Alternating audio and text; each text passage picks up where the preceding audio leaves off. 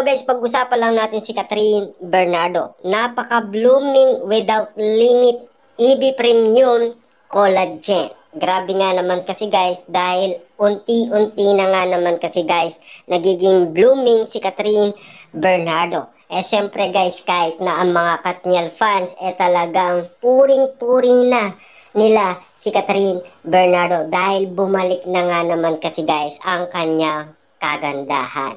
'Di ba? Ika nga ng iba na wala na daw yung dating payat at bumalik na daw ang dating taba ni Catherine Bernardo. Ibig sabihin lang yan guys, naka-recover na si Catherine Bernardo. Paano nga naman guys naka-recover si Catherine Bernardo? Sino ang kailangan niya guys para pakawalan niya ang unti-unting bangungot sa kanyang nakaraan? Diba? Si Alden Richard lang guys. Kaya yung makikita ninyo guys na eksena na ginagawa umano guys ni Catherine Bernardo. Pinakawalan niya yon dahil sa mga naranasan niya. Ayon kay Catherine Bernardo. Siyempre guys no, alam naman natin na talagang iniintriga at ini-issue hanggang ngayon guys si Catherine Bernardo.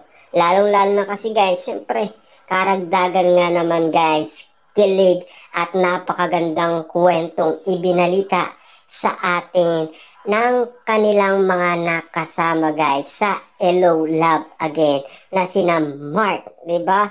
Kitang-kita naman natin kasi guys, kahit na sila ay kinikilig umano kina Catherine Bernardo at Alden Richard. At lalong-lalo na guys, sa mga netizens natin guys na nakakakita umano kina Catherine Bernardo at Alden Richard. Titigan pa lang daw guys, talagang kikiligin ka na.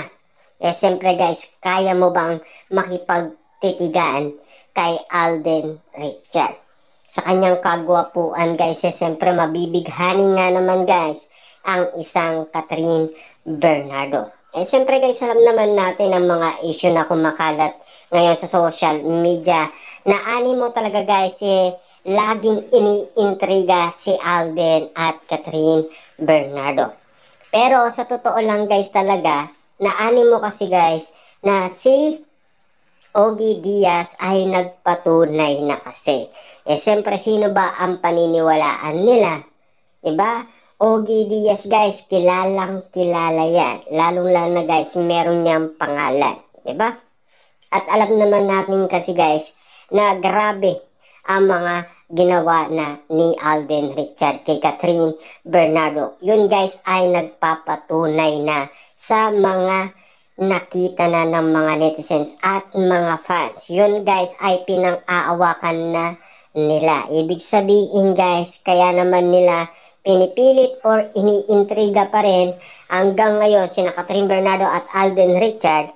Meron kasi silang nalalaman umano, patungkol umano kay Catherine Bernardo at Alden Richard na hanggang ngayon guys ay pilit pa rin binubuksan lahat ng lihim ng mga nakaraan.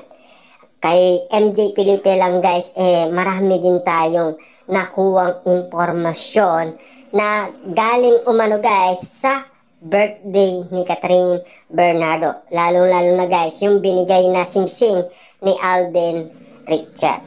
Kita nyo naman guys, no? At lalong-lalo na guys, sa mga netizens na unti-unti natin pinasasalamatan dahil binigyan tayo ng impormasyon na galing umano sa Canada at walang sawang kakabigay ng impormasyon sa atin para malaman natin guys ang rason kung ano ang nangyayari umano guys sa Canada.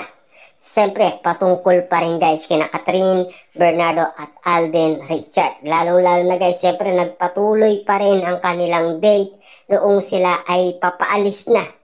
Pauwi nga naman ng Pilipinas. Grabe guys, no? Talagang maraming ayudang binigay sina Alden Richard at Catherine Bernardo sa mga netizens at mga fans. Kasi guys, siyempre, mga pinapakita nila talagang napapawaw na lang sila sa mga nakikita nila at napapakilig na lang sila guys sa mga nakikita nila sa kanilang idolong si Catherine Bernardo at Alden Richard na unti-unti nga naman nilang nabubuksan hanggang ngayon. Ika nga guys ng mga Katden fans, sana umamin na sila. Diba? Kasi guys, alam naman natin Catherine Bernardo. Diba? Sanay na kasi guys siya kasi meron na yung nakaraan na more than 5 years bago nga naman sila nagsalita. Baka nga naman kasi guys, hindi pa nga sila anda. At isa pang binalita sa atin guys ni Ogie Diaz na hanggang ngayon hindi niya pa rin sinasagot si Alden Richard. Ibig sabihin lang nito guys, anda muna tayong mag-intay or tinatapos niya muna guys ang 1 year na iwalayan Katniel. Kasi guys, mag-1 year na ang kanilang iwalayan, November 30, 2024.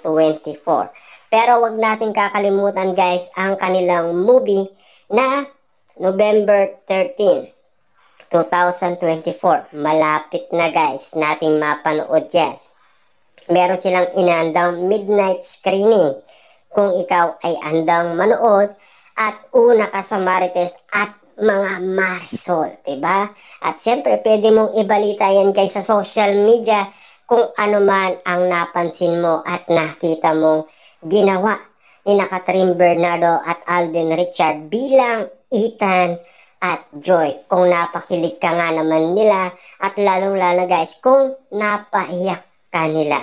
At siyempre guys, no, dadami nga naman kasi guys ang luluha kapag yan ay napaunood nila. Kasi guys, kita nyo naman, yung mga pinakita pa lang sa atin guys, talagang mapapaiyak ka na.